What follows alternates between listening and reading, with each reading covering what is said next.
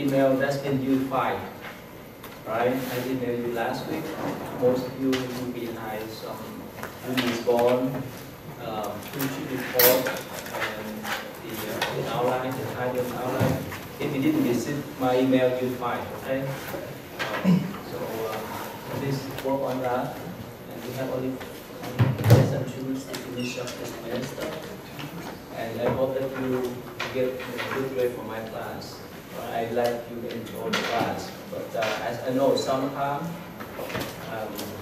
this deal with religion, the lawyers may not trigger much interest, but still it's helpful for you. That's why next semester I teach hybrid class. I told you, right? I bring the student to the field trip, and I meet them only 2 times per semester. So I don't want to waste my time. I want to waste the student time.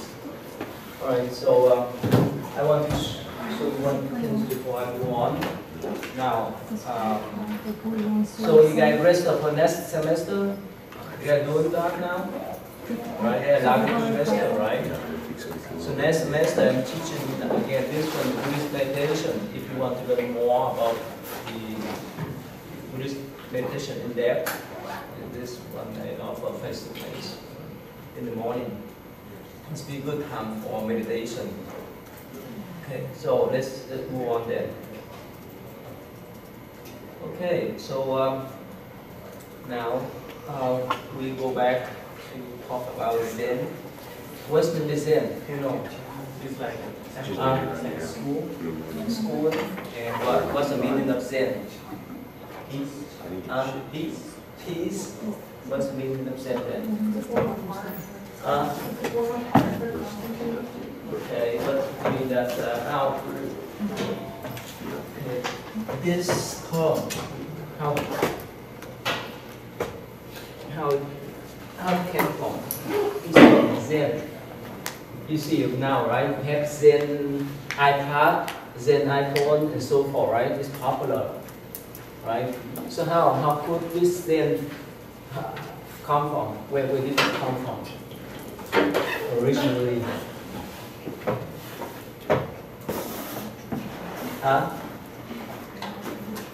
Before you finish the class, you better know these basic terms. And let's say some of your friends ask, oh, yeah, then the term Zen is so popular. But you know why it's meant and where was this originated? China. Yeah, China. Yeah. Good. China. In Chinese, and in Japanese. How about Sanskrit? Japan? Japan? Japan? Never mind, I'm wrong. Let's look at you almost there. Go ahead. What's that? Japan? No, Japan. This is Japanese word for China. And China. This is Chinese. China, but this is short China. But in Sanskrit, don't type it now, okay? Don't type. In Sanskrit, what is that? Dhyana, please remember it. Dhyana. In Sanskrit, in Chinese, and in Japanese. So please, this is the basic terms. When you finish this class, please remember that. Zen originated from Dhyana. There's a meditation in general. Right? Okay? So remember that Chan in Chinese, Chana for the complete one, but we use the Chan. This is the transliteration. Alright, so let's see, let's move on. You want to talk about Zen in China, in India? Mr. Number, okay. We have Stephanie in here. She's not here. Okay.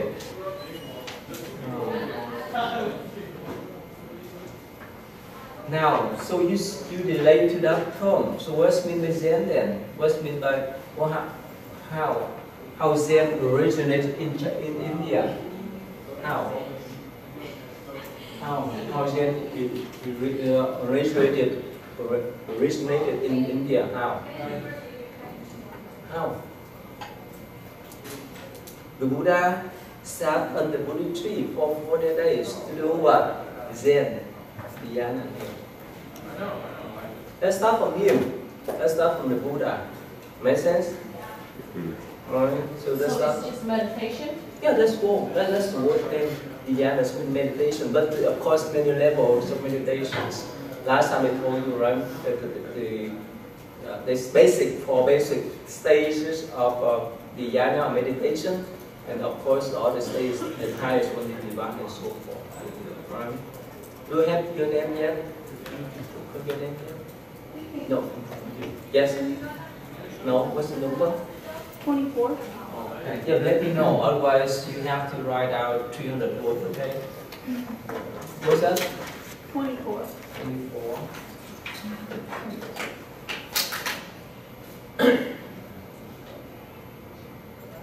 And let me show you this image.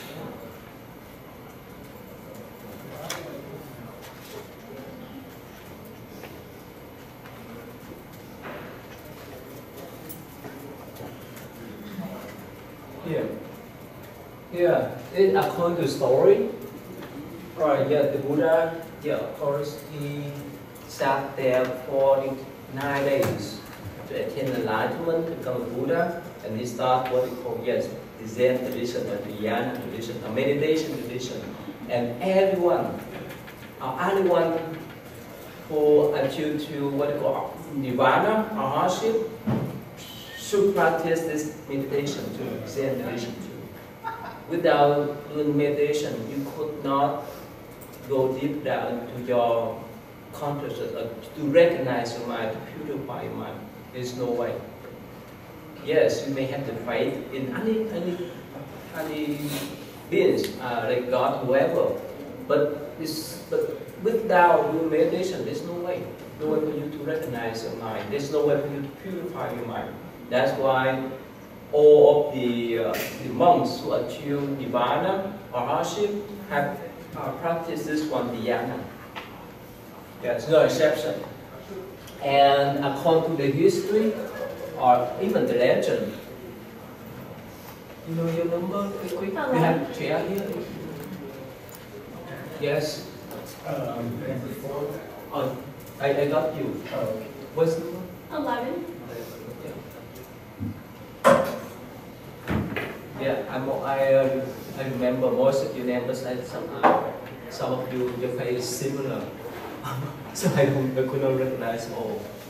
Right. Now here, so according to the legend, so one day the Buddha sat in the assembly, right, and somehow he just hold this what called lotus flowers. You know the lotus flowers has significance in Buddhism, right? What is mean? What is the significant means of lotus flowers in Buddhism? What is mean? Remember we talked about that, right? What is mean? Why don't we use rose or other kind of flowers, but we use lotus flowers to represent Buddhism? Why? Remember, these are the basic terms. Before we end the class, you need to understand, you need to recognize. Isn't it because a couple of reasons, like the lotus bloom is very ugly, Okay. and the plant lives mostly underneath the water, Yeah. but it floats on the surface, Okay. and then as it blooms, it becomes pretty, but at first it's a very ugly flower. That's good. And what's to represent? That Buddhism has to rise above the water. So during daily life, right? We have all kind of jump here, right? All kind of mental afflictions. We may waste certain type of karma, but if we purify our mind, we become one like the Buddha. That's like lotus flowers. So please remember that. So one day, so the Buddha hold this lotus flowers in front of the assembly, that's been in front of monks, probably thousands of them. So when he hold that flower and smile, and no one understand what what happening, except one monk. What's his name? Mahakashipa.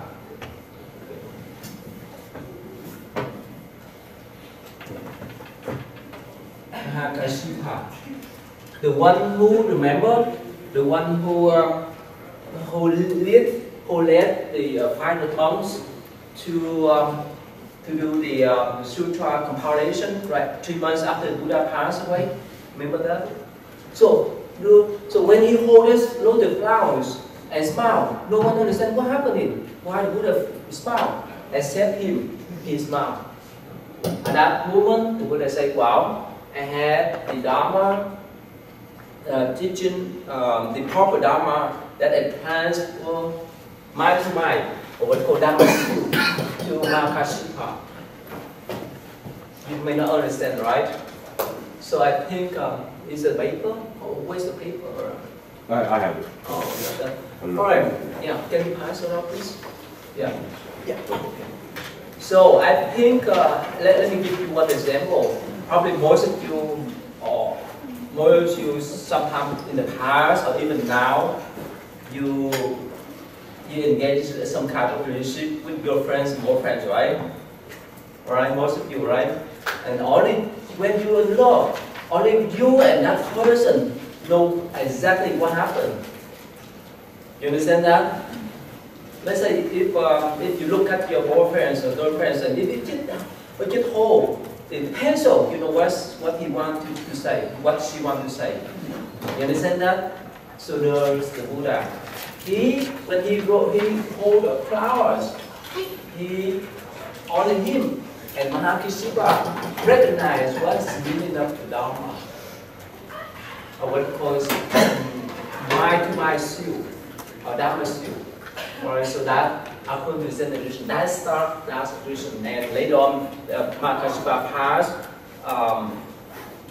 his teaching to many monks and go down to Bodhidharma. That's when he spread to China. So, alright, so that's this very popular image in Buddhist tradition. And again, I told you that yes, with our meditation, it's not easy for you to understand your mind. Not easy to purify your mind. It's not easy. Whether you have strong prayer or not, it's not easy. So that's why all the art practice the dhyana, meditation to divine. All right, number 2. All right, we have Sam. Want to say something about Zen in China? Like you said, it was spread by Bodhidharma. Okay. In China. I didn't read too much about this, but I read somewhere that it was more of a practice. Like Chan is more of like doing Chan. It's not really like a teaching. Like, I don't know how to explain it like that. But yeah, and they're saying that everything has Buddha nature. And Okay. that's it. Yeah, Bodhidharma, he failed to persuade the Emperor Wu Qi of Xian to accept the esoteric way of thinking. So he went to North China where he found the school of Chan, or Zen of Mahayana Buddhism. And Zen school was strongly influenced by Taoism and developed as a distinguished school of Chinese Buddhism. Miss Pierre, would you like to say some more about Zen in China? Basically, Chan or Zen is kind of like Taoism and Buddhism combined together. And so instead of, being like a certain sect of religion, it's more so the way of life. Yeah, that's all. Yeah. So last time we learned the story of Bodhidharma, right? He went to a Shaolin temple, right? Not to teach Shaolin Kung Fu, but he went there to sit for how long? How many years? Remember? 9 years. He sit and face to the wall for 9 years straight. And later on, he spread this Dharma. He said that the Zen tradition, in a sense, that he emphasized on the practice, not on the sutra, not on the books. That's why they generate this kind of movement in China when he went there. Actually, before him, some Zen master that practice meditation and taught the teaching too, but somehow it's not popular until Buddhism when he went there and spread this tradition based upon the experience, not the books. Like I told you, that without doing meditation, you would not know much about the essence of Buddhism. If you learn from the books, if you learn from internet, yeah, it's knowledge. But if you don't practice, even don't forget about Buddhism, you would not recognize the benefit of meditation unless you sit there and practice. It's like whichever way you express about hamburger with some kind of food, without eating, you don't know the flavor of the food. So again, yeah, Zen meditation, Zen in China spread officially. You can say that it became popular when Buddha Dharma came there, and he spread the teaching. And from that time on, many people rely on his teaching, and so that's why we have he considered as the first Zen master in China, and 28 Zen master in India. And from him in China, we have 6 more Zen masters. So I think we went over last time. Okay, about this one, what's the difference between the northern and southern Zen in China? Han, you want to say something? Well, there wasn't a lot regarding about the Zen in China because I tried to research, but what's the difference between the northern and the southern tradition? Yeah, like I said, there wasn't a lot of information, but I wrote about how's the difference in the development of the two northern and southern Buddhism, and how the southern flourished than northern. Actually, it's based on this verse. If you understand this verse, you know we talk about him, right? Hui Nang, right? The one who still have the flesh body. His flesh body is still there in China for 1,000 years, and they didn't use they don't use any chemicals to keep his body, but still there. Now it's based upon this verse. This is really a popular verse. Remember, we studied about his story, right? So he was a farmer, and he's so poor that he need to go to the forest to collect the wood to sell for living. And so one day when he delivered the wood to a wealthy man's house, so he heard the part of the sutra. The Diamond Sutra. Somehow he has some type of visualization, and he asked that layman, and that layman told him to go to see the 5th patriarchs. And when he went there, he stayed there, and when the 5th patriarch asked the monks to write the verses so that he could pass the next next title to become a 6th patriarch. So all monks didn't dare to write except the essential. He wrote this verse. It's very understandable. They say the body is like a Buddhi. Buddhi is mean awakening. The mind, I stand in mirror bright. At all times, polish it religiously, and let no dust align. Did you understand? It's understandable, right? It's our mind like mirror. Like one day, especially in the morning, right? Your mind so clear. What happened later in the afternoon, evening? What happened? It got blood. For me, it's the other way. Usually in the morning it's really cloudy, and then it gets clearer as the day goes on. Oh really? Yeah. Oh good. Wow. Because I like to sleep. Oh really? Someone. So that's good for you. So it depends. But anyway, the point is that the mind is like the mirror, according to you, right? If we think too much, if we have so much afflictions, so much worriness, especially when you have so much things to concern about your finals, right? This is like the cloud to cover the mirror or the mirror. And he say what? At all time, polish it cleanly, clean it up, polish it up. Polish the mirror and let's notice alive. That's his practice. It's like do meditation, you purify your mind. What they call this one is what they call the gradual practice. You do step by step to clean your mind step by step. But for this is for sensual and this is for the spiritual. The Vietnam he said body is originally without the tree. So body is not a tree. But for him, the body is body. And the prime mirror is also not a stand. There's no stand for the mirror. Originally, there is not a single thing where could and does be attractive. You understand that? That's what we talked about last time. This one is conventional truth. This one is ultimate truth. And what is called what they call the Buddha nature here.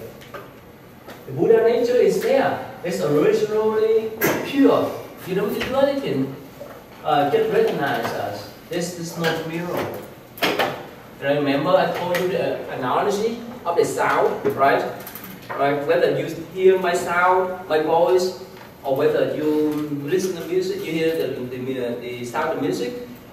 Yes, it's conventional, we say, or we hear this sound, that sound, and so forth. But ultimately, you have ability to hear. That's ultimately true. Understand? So in the sense, he say that you have that kind of ability, hearing nature, a Buddha nature here. You don't need to polish, you don't need to clean. That's there. So that's what he said. And so that these two verses determine what this one is not in set, and this is sound set. Not set is follow the graduate tradition to practice meditation. And later on, when we talk about Rinzai or Kao Tong, that's come from these two verses. One is the certain, what they call certain enlightenment, one is graduate enlightenment. Understand that? Alright, so this is the difference between the sound and not the sound conditions. You follow me? Right? Okay. So let's move on. Yeah. So this is it doesn't deal with any location. It deals with the philosophy of practice. All right. Now let's see. Newton, you want to talk? Oh, you know, Newton. He's not here, huh? Okay. The countdown school. Again, the countdown school follow what they call here, this one here, the graduate tradition. Has been to sit in meditation, to absorb the mind, to clear the mind, to purify the mind. That countdown traditions is follow. Understand? And of course, it requires certain discipline to do the practice. Okay. All right, so let's move on. Francis, you want to talk about this Wei-Yan school? What I found is that this is the only school that focuses more on images and esoteric metaphors in school. Okay. This is the only type of I don't know, way that it distinguishes itself from other religions or other practices. Yeah. Okay. About Kenneth, you want to say something about this school? Yeah, it's located in China. It was the first established school of Zen. Like she said, I guess it's specifically linked with like metaphors and imagery, particularly in like koans. You will talk about that koan later on. In koans and other teachings, and that's about it. Okay.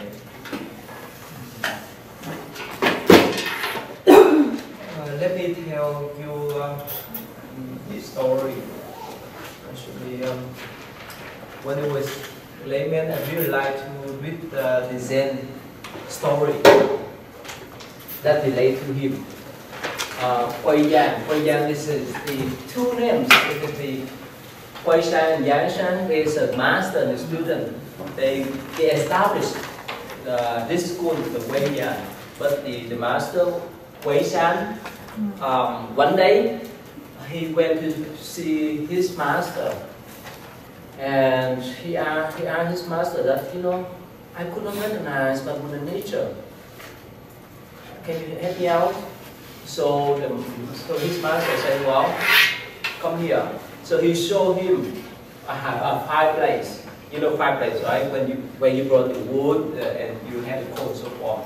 So his master said, well, look in this fireplace to find any fire he might remain over there, inside there. So yes, he used a stick to find the fire inside there, the coal, the hot coal there, but he could not. Yeah. So he could not find anything. So what happened? So his master used a stick to find more, and finally he saw that. He said, "What is that?" So at that moment he recognized. He had some kind of realization. Probably you may not understand what I say, but somehow, according to the explanation, that yes, sometimes we may not recognize ourselves until we work, especially in meditation. We sit for a period of time to purify our mind. That's what the meaning. You need to work hard in order to recognize your mind, recognize or purify your mind. That's what it's about. Right? That's what the condition is for. Okay? About Steve, you want to talk about Linji? Sure. Yeah. Yeah, Linji's school, it's named after its founder, Linji Yishuan. And it brought together elements of Chan Buddhism, and it emphasized the word of truth, and it was developed into like the traditional style Zen.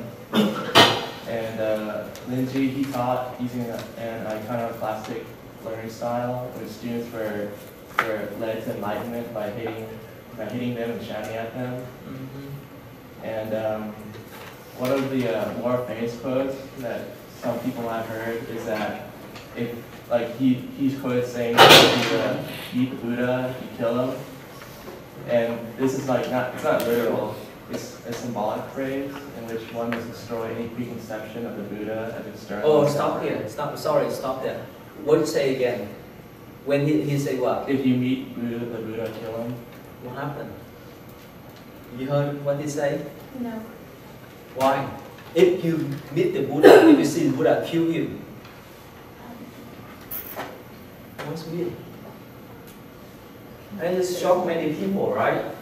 For the Buddhist people, yes, they're supposed to respect the Buddha. Like when you attend my celebration, right? You saw most of them bow the Buddha. But here, this master said, if you see Buddha, kill him. His friend, what happened then? Not physically, mentally. You understand that? No? No? Why? Actually, this is the point. In meditation, this is the keys. Whichever practice you do, the key is that to let go of everything. Even you see the image of the Buddha in your mind, let it go. That's why he say kill the Buddha. Not actually kill him physically, but let him go. Not attach to any forms in your mind. When you really focus your mind, let me give you one example. When you focus your mind on starting your final, and what happened? The image of your boyfriend, girlfriends come to your mind. What do you do? Is this distraction? You see that? Or if something happened in your daily life, let's say if you're concerned about your jobs, right? And if you let that image block your mind, you could not focus your mind well. So there's his teaching. So even any kind of image that block your mind, just let it go. That's what it's meaning. If you see Buddha, kill him. It lets me let it go. Right? So don't practice in the normal way. Okay? Yeah, go ahead. Sorry. Is that so? Yeah. Mm-hmm. And usually he shout, he yelled to his student. Whenever his student came to ask some teaching, this is it's not form of fun, but this is the way to alert them. Let's say I give you that example, like if the children they touch the fire and you stay probably 20 feet away, what you should do? You could not stop him. And said what? Yell him, stop, right?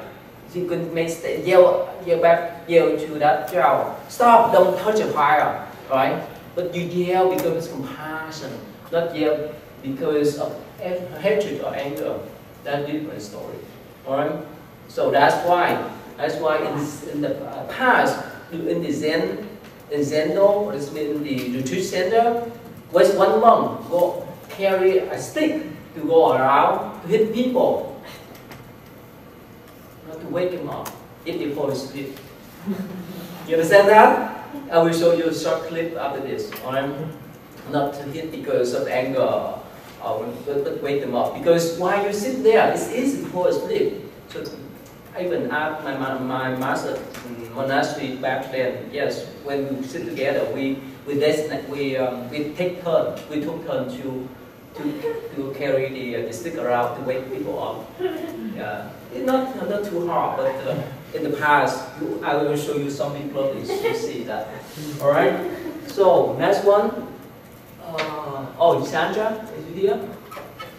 Okay. About Fire Yan, Greg, you want to say something about this? Yeah. This So there wasn't actually a whole lot about it, but I did get some of the kind of the background of it. Mm-hmm. So it was along with the other one, the Giyang. It was one of the main schools of Zen in China. It was particularly dominant in like southern China during the Tang Dynasty, and then during the Song Dynasty, it ended up kind of fusing with Giyang and the Yunnan schools to into the Linji. There's a few other things. Yeah, actually, the Linji, even now, Rinja is still exist now in Vietnam, China, Japan, even Korea. But all the schools died out later on, a few years later on. You want to say something about this school? Yeah, like he said, there wasn't like really much to find about it. There's not much information except the Linji, popular Linji school.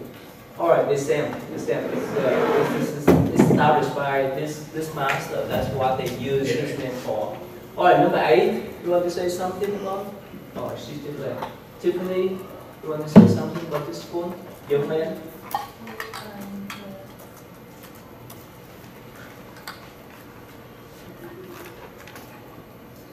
So the Yunnan school of Zen is from Japan?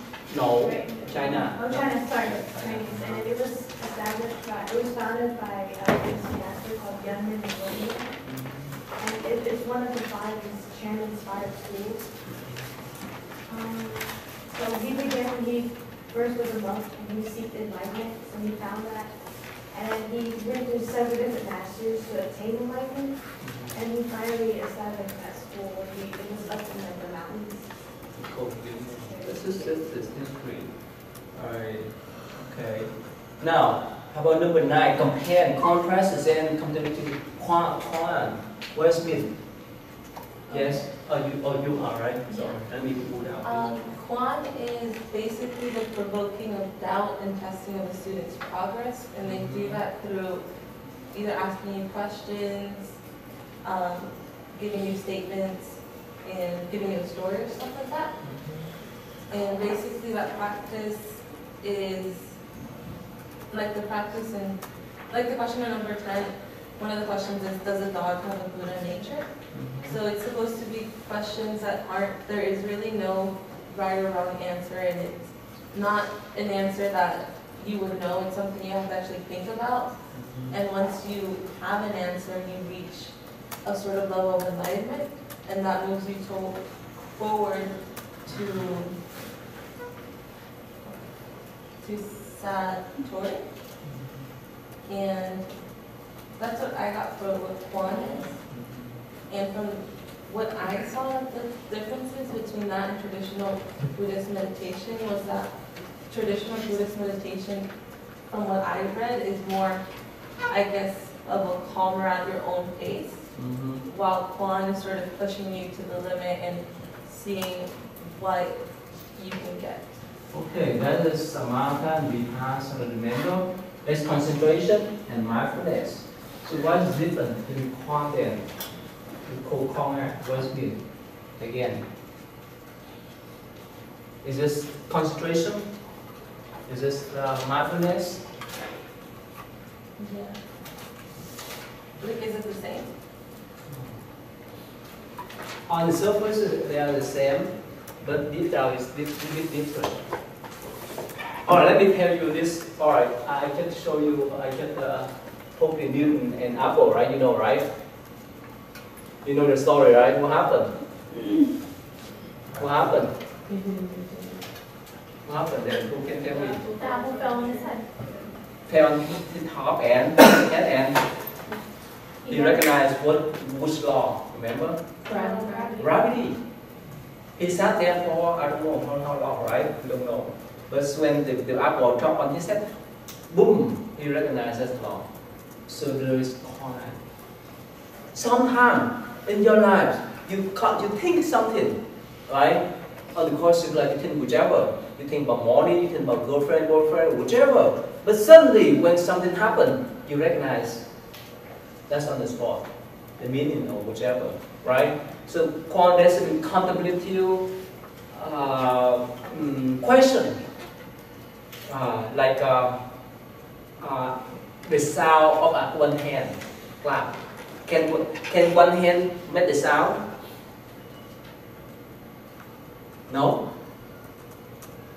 And the famous poem, they say, okay, one Zen student came up to the teacher and inquired about Buddha nature or Buddha teaching, and the master asked, "What was your face before you were born?" Can you recognize that? Not physical face, okay? Alright, so in Zen tradition, don't think in the physical level. What was your face before you were born? Can you recognize that? That is one of the Quan. And that's the meaning of what they call the Buddha nature. Buddha nature means this is everlasting from your past life to present and future. That's what your own face in Buddhist view, in Zen tradition, in Zen view. So, for the student in the past, especially the strong monastery, the master gave them some type of common or contemplative question for them to think. Until somehow they recognize or they realize us. That's the purpose. That's why most of the time they have to stick with that question until they could recognize, not using the analytical thinking. They have to recognize through the practice, to experience, like Newton. Understand that? Okay, I think let's move on to the next one. Let me see here. Oh yeah, one. Let's see. Okay. Now, does a dog have a Buddha nature? It's not here. One. What do you think? You say everything has Buddha nature, but if they don't, they're not aware that they have it, then they don't, it doesn't do them any good. Okay. How about, how can I say, is your name here? Yeah. Oh, how can you spell your name? Seer. How can I say? Seer? Oh, how about, does the dog has Buddha nature? I was reading and What do you think? it says that a dog does not have Buddha nature, but like you said before, that everything has Buddha nature. So it's all, there's no right or wrong answer to it. Okay, I think some of you may recognize this clip, and this will be funny. Do I recognize this? No? You sure? Oh, okay. Let me. You speak English? It's my life. Come on, hey, say something. No. What, why not? It's fantastic, come on. Sprechen Sie Deutsch? Yes. Oh my God. No, listen, in English? Si. Spanish? Oui. Français? Okay.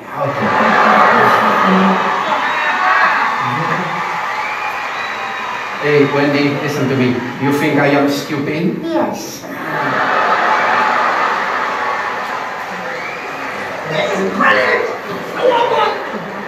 So, well, you don't want to speak anymore? No. Okay. And now? Oh yes, I want. You know how to sing? No. What? Yes.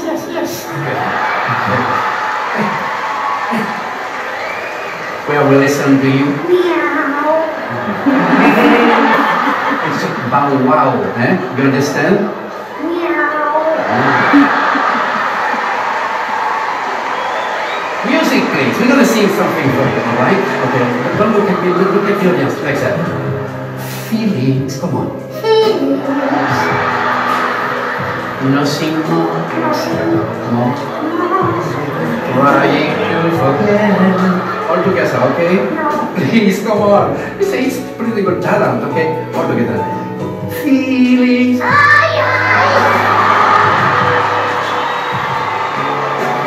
Feelings. Oh my God.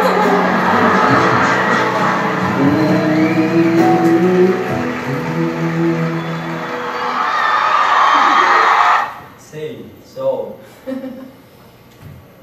this is incredible. Is this the first time you watch it? Mm-hmm. Oh, okay. See that even the rock may speak. This is probably the first one. Yeah, that's the first one. And there's many stories, many video clips I just showed you. Here's the mouse, not the cow.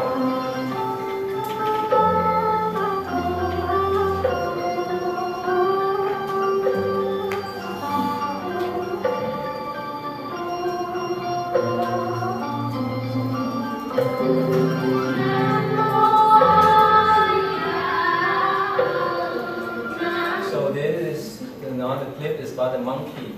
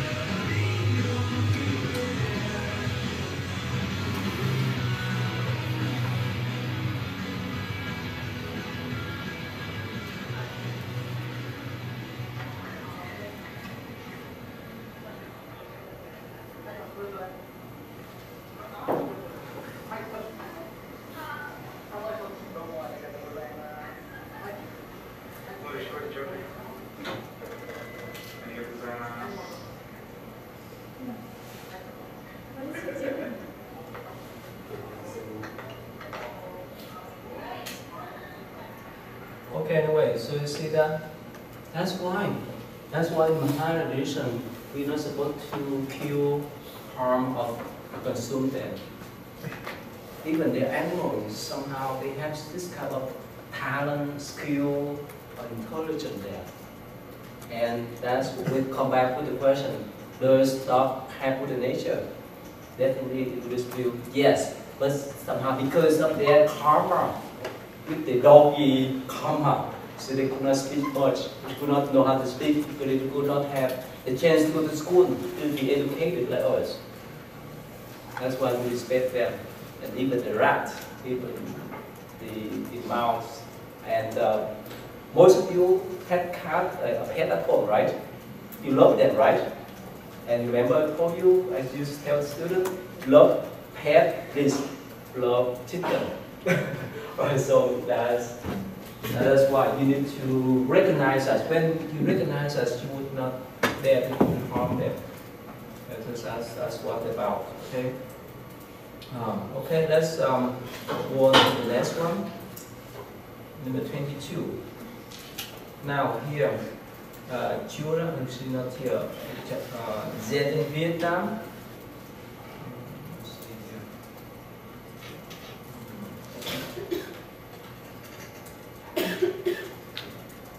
Okay, according to the history, Zen spread Vietnam. In Vietnam, we call Thieng. Right, most of you recognize it if you meet so. And it spread to Vietnam during the 6th century. But actually, since the Buddhism spread from India to Vietnam in the early times, in the 4th and 7th centuries, in that early times, people know how to do meditation already. But it started from him. Well, from this monk, Vidi Taruchi, Zen tradition become popular. And this later on, is especially there has many types of Zen tradition been popular in Vietnam, like this one, Wu Tan Yong. That's the monk. They just sat there without any talking. That is called the spreading the word without talking. And later on, we talk about the Chuklam, and we will talk about that later on. But by 17th century, the Linji, remember I told you the Linji, the monk who told that if you meet the Buddha, kill you, that his sect spread to Vietnam, and in order set to, but up to now, this set is still popular in Vietnam. Okay. All right, let's. All right, Sarah, you want to talk about Zen set in Chuklam? Yes. So this one, of course, like you said, the Zen Buddhism was introduced into Vietnam around 580 by that Indian monk, Buddha Taruchi. And then again from a Chinese monk, Wu Yan Tong. And the Chuklam Zen combines Confucianism, Taoism, Zen, Tantra, and the Pure Land practices. So it's kind of like pulling from different modes of thought of Buddhism. And there was like a prince that really helped to escalate this specific style. He had to like convince his father several times to allow him to practice. The father didn't want him to because he wanted him to continue on with the lineage of being a king. But this prince did not want to do that. He would practice on his own, and his father came to him because he had lost so much weight. And he explained to him because his heart was not in the thought or path of wanting to be a king. He really wanted to renounce all of his things and all of his possessions, and even to the point of not eating as much. So he was the one that was responsible for really escalating it within Vietnam originally. What? You want to say some more about him? I think it's good, yeah. Actually, this Chuklam was established by a Vietnamese king after he defeated, the Mongol armies during the 12th and the 13th century. It's occupied some part of Europe and China, but somehow it was defeated by the Vietnamese people for 3 times. So after that, the Vietnamese king, gave up his throne and become a monk. And it's really popular nowadays. And before become a monk, he went to see the Zen master on the mountain. And he said, "Master, I'm looking for Buddha nature. I'm looking for the Buddha nature." And the master said, "No, you better go back to your court. You take care of your court. The Buddha nature is over there." You know what I mean? You need to fulfill your responsibility as a king, not to run away. That's what it means. Of course, after the war, he became a monk, and he established this famous Zen tradition, Buddhism, and now it's still popular. It's one of the popular verses that I used to tell Vietnamese people. They say that, well, if you live for daily life activities, just live normally. If you're hungry, eat. If you feel asleep, if you're tired, go to sleep. It's normal, is that right? No, it's not normal. Why? When you're hungry, you want to eat. Probably you say yes, but no. Why? Because when you're hungry, most of the time, remember, while you're eating, you're talking. When you're eating, you play computer game and so forth. Understand that? It means that when you're hungry, you need to consume the food in a fully way, in a mindful way. And you're tired, you go to sleep. Do you have any problem of sleeping? Right? Because of what? Of racing thought in your mind. Right? So that's why when you calm your mind, you go to sleep much easier. Even you want your body go to sleep, but your mind could not. It's racing, right? You think so much in. So that's why if you do some type of practice, meditation, it could calm your mind. That's what he say. And they say, well, don't look anything out there. Your jewels inside your house. And if you see this without any kind of greedy mind, any kind of anger, that is your pure mind, your Buddha nature. That's all. That's the called Zen. Make sense? It's easy. It's understandable, but not easy to practice. And that's why when eat, just eat mindfully. When study, just study mindfully. Right? When you sleep, just sleep mindfully. Right? If you have problem with sleeping, for the Buddhist people, especially the older ones, they decide Buddha name, chanting mantra, or what you guys can do meditation. That's what this is really famous one.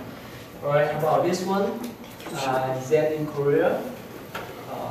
Children not here. You. Want to say something about Zen in Korea? I'm sorry. Let me stop you for a while. Let me show you a short clip. Right? Short clip about here.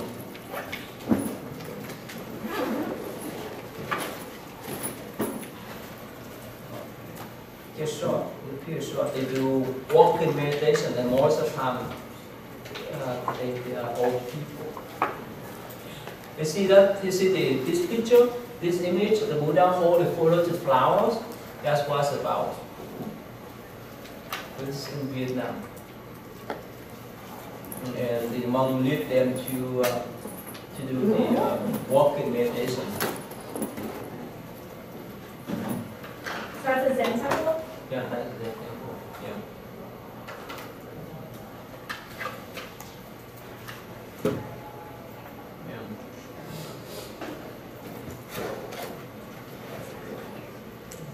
So again, meditation doesn't limit to sitting.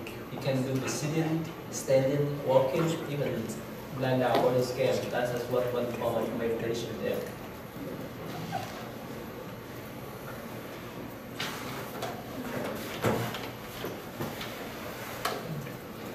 Alright, so let's go back to the next one. Yeah, go ahead. Let's talk about the Zen meditation in Zen practice in Korea. What's it about? So Sun was gradually transmitted into Korea during the late Silla period, which was 7th through 9th century. And the Korean monks of Hwayam, or and consciousness only background, began to travel to China to learn the newly developing tradition. The Goryeo monk Jimun established a reform movement and introduced Koan practice to Korea, and he also established the Songwasa as a new center of pure practice. So you know the location of Korea, right? Most of you know, right? Because it's too close. That's why they could go to China to study Chinese Buddhism easily. So this is some Korean monk went there to study and practice under many famous Zen master, and of course this one lists all the dynasty, all the chronicle developments of the Zen tradition in Korea, and up to now we will talk briefly about what we call the Jonkei order, right? And up to now it's like any tradition is spread everywhere. And in Kentucky, it's nearby my temple. It's about 1 hour, 1 hour and a half of driving. This is the beautiful Korean temple that they practice meditation there. So that went over quickly. Okay, so okay. Clara, do you want to say about this joy? Claudia, is that right? How can you spell your name? Claudia? Claudia. Huh? Claudia. Okay, yeah, please. Yeah. So, what's special about this order then? they kind of have their own structure that's kind of based on dharma and discipline, and its discipline. And they have like the supreme matriarch that kind of oversees everything. And I think their 3 main goals were to educate and train themselves, and then or trying to spread Zen, and also translating the Diamond Sutra into Chinese or Korean. Yeah. Actually, this was the Choge. This is the Korean translation from the place where the where Queen stayed. That's his monastic stay in that location. That they use this location as the name of the order. Let me show you. Give me a couple of minutes quick about this order. Yeah. This practice.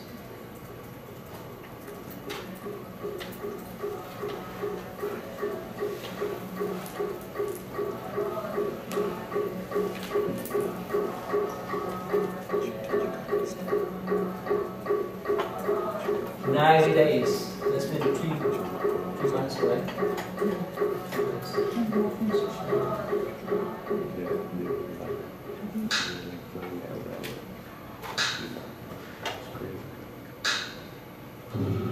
You can help us in how they practice meditation. This is the Russian thing that they use.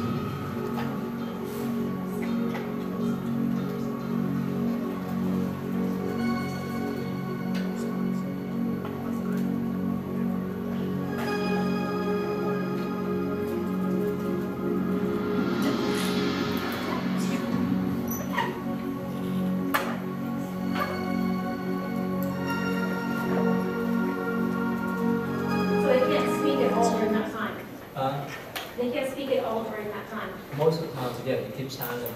It's better to keep silent, because when you keep silent, you pay more attention to your inner self when you talk. You know, when you talk, you trigger your mind, your thought, and this may be disturbing. Yeah. Okay, so just let's spend the 1 minute group. Next one, Japanese. Let's see, no, yeah, Japan.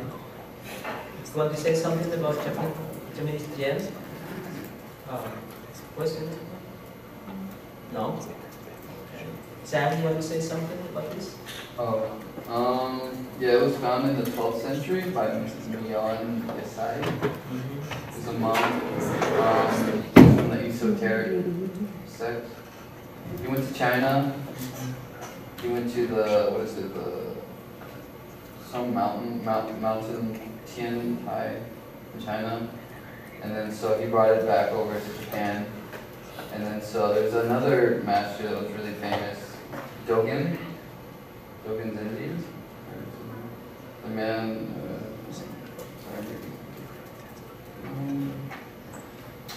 yeah, that's all I have. Miss Pearl, you want to say something? Basically he said whatever I was about to say. But, because there's two main people in here we talked about it. Like they said that Nyoan Yeisai was basically the guy who brought it in. And then Dogen Zenji is kind of like the father of Zen who kind of implemented it because he kind of questioned the original concept of enlightenment. He was wondering, the original concept was basically that enlightenment is inherent in all beings, but that he was questioning if that was the case. And so they kind of credit him to be the father of Zen. Okay. All right, let's move on. Michelle, you want to say something about the Soto? Soto said? Where's the Soto? I didn't get around this one. Well, Jesus, you want to say something? About Soto. Okay, so there's two different, I guess, schools, leading schools of Zen. Yeah. One is Rinji. One of them. Rinji is in Rinzai. Rinzai in Japan, in Japanese. And the other one is a Soto. How come has been Soto? Right, it is Chinese in Japanese. So what's the practice then? With Soto, what is the approach? Their view on meditation, I guess, is different from Zen. Different from they feel like meditation should be geared, I guess, towards one thought, not just like nothing, I guess. Because when you're in meditation, you're kind of just thinking about nothing. But they feel like that type of thought should be geared to something, because I guess it's like wasting your time. I don't know, that's what I felt like whenever I read it. They believe that some forms of meditation are misleading. One's meditation must be geared or concentrating on something, rather than just floating in nothingness. Yeah, let's go over this one. I will show you a short clip about you practice of meditation in Japan. Devon, you want to say something about this Rinzai? I didn't hear it yet. Do you know that, Steve? Yeah, sure. What's the difference? Remember, please, this is the two popular traditions that sit nowadays. What's the difference between the Rinzai and what's the Zinzai practice? How's it different from Soto?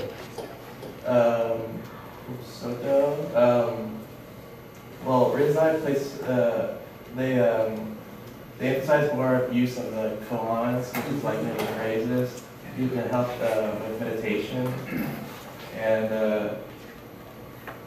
that's one of the only differences I've. Okay, here, please. Remember, this one follow what you call quick or sudden enlightenment. That's why they use koan. Make sense? This one here.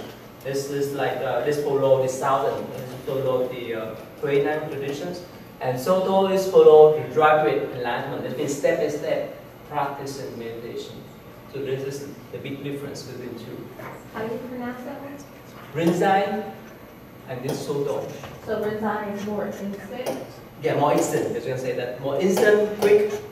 This one more gradual practice, gradual enlightenment. This is required step by step. Remember the voices I just showed you? That's the mind like a mirror, need to clean up.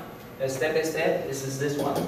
But this Rinzai tradition, the professor get the student the command to recognize that, to have instant enlightenment, instant realization. Yes?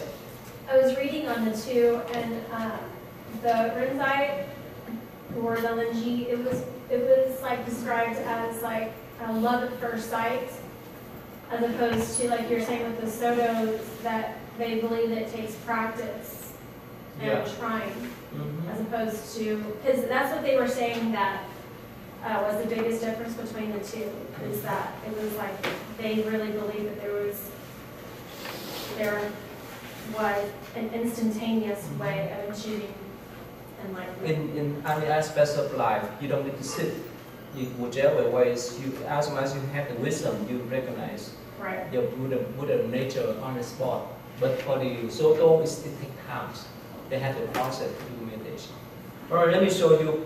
This is too long, but get a quick clip about how they practice meditation here. Outside it, the Zen-The, a place where those capable of reaching Satori and becoming Buddhas are made. It is a holy place that does not easily allow laymen to approach. A single tatami mat, 3.5 feet wide and 7 feet long, is assigned to each monk. This is where he sleeps and where he performs his seated meditation.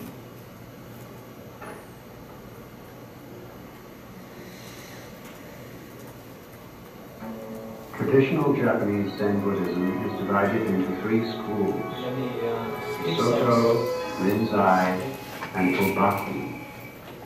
Student disciple regarding any particular koan are strict.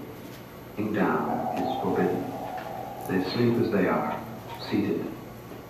This is known as zasui.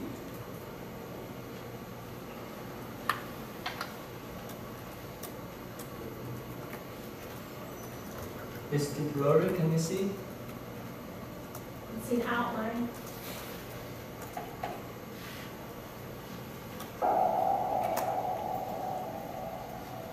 So they sleep sitting up?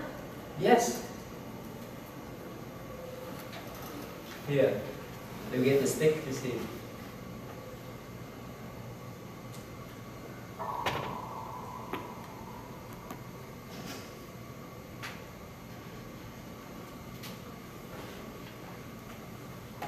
And which school is this? It's probably Zen-The. Or both. It depend on the monastery they follow.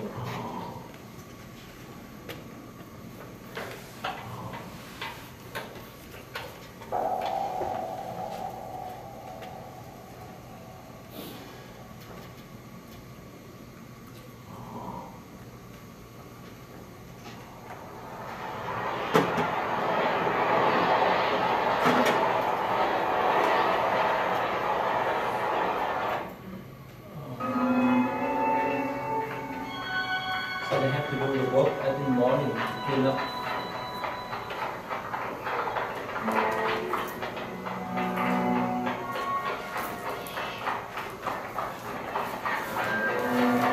Anyway, it's still long. Can you turn off this? It's still long little clip. This actually even at the monastery, usually we have 3 weeks of meditation at my master monastery, 2 weeks straight. At that time, we didn't learn anything, we just sit from 4 a.m. to 12. And of course, we divide the time, so 50 or 1 hour sit and working for 10 or 15 minutes. Just alternate for 2 weeks straight. That's the practice. So anyway, this is a lot of practice, and one more, I think that this one is, this is just.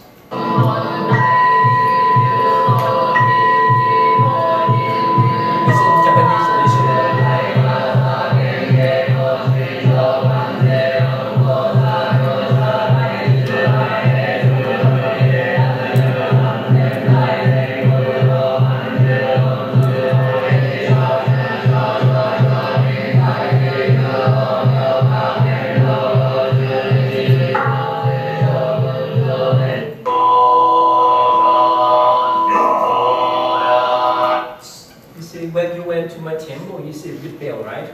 Mm-hmm. And the big wooden fish, that's what the use is for. Okay.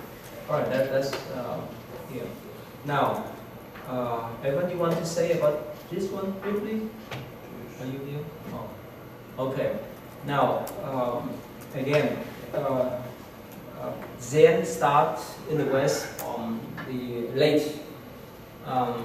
Especially in this country, in the United States, late 19th century and early 20th century, and this especially many Japanese monks came to the state to spread, to guide people to do meditation, especially, you know, in the 60s, you heard about the Beat, and the Beat generation, you know about that, right? So they made, I mean, that somehow that's when people start to learn or practice about meditation.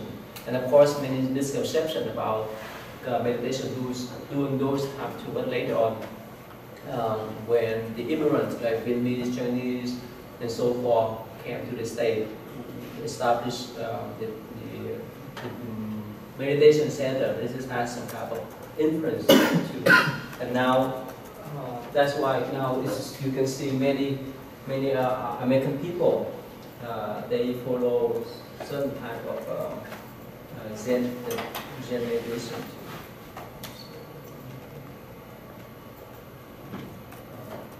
Okay.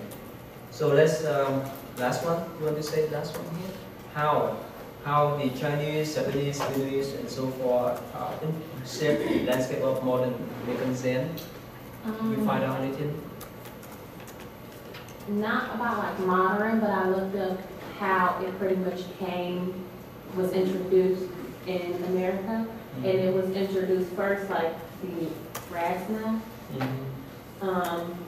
meditation, where it was quick, fast, and instant, and it came over like around, I think they said World War II,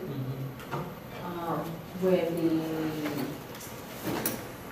Japanese immigrants came over, and then they start exposing it to pretty much American people.